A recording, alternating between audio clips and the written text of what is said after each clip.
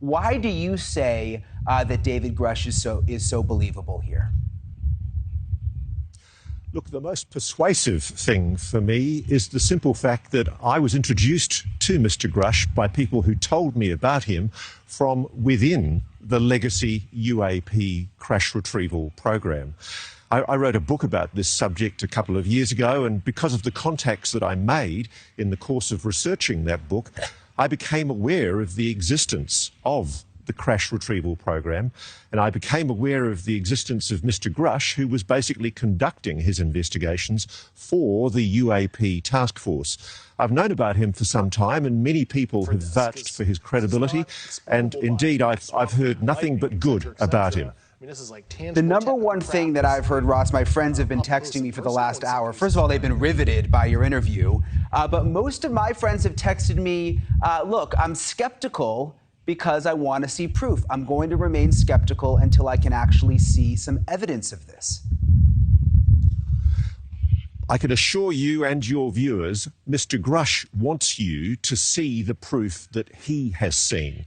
The difficulty is that the crazy thing about Arrow, which is the current investigative body that is supposedly charged with investigating the phenomenon, is that the Congress has mandated that the public get to know the truth.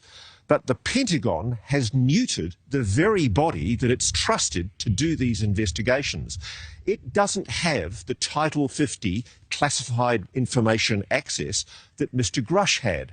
Because of Mr. Grush's extraordinarily high security classification, he was allowed to see, hear, and read things and talk to people who Congress isn't even allowed to talk to, and who members of Arrow, the Pentagon's supposed UFO investigation body, aren't allowed to talk to.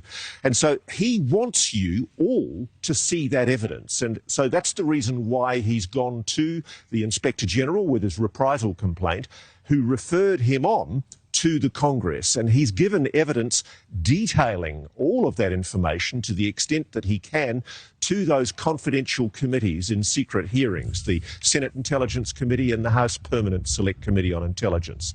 And it's that information that he now wants brought out, hopefully in an open, transparent public hearing. It's a good point you make that Arrow, the All-Domain Anomaly Resolution Office, they're the ones who are supposed to be investigating the UFOs. He claims they don't even have the information that they need. They don't even really know what's going on. But I've got to ask you, you've been studying this stuff for a long time.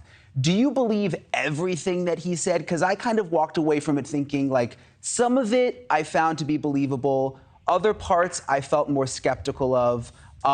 Do you think everything he says is truth? Look, it's ultimately impossible for you and me to test his claims. What he wants is for his claims to be tested. He wants us to be skeptical. The reason he's come forward is because he's frustrated that what's happening at the moment is the Pentagon, frankly, is engineering a cover-up. It's lying to the American public.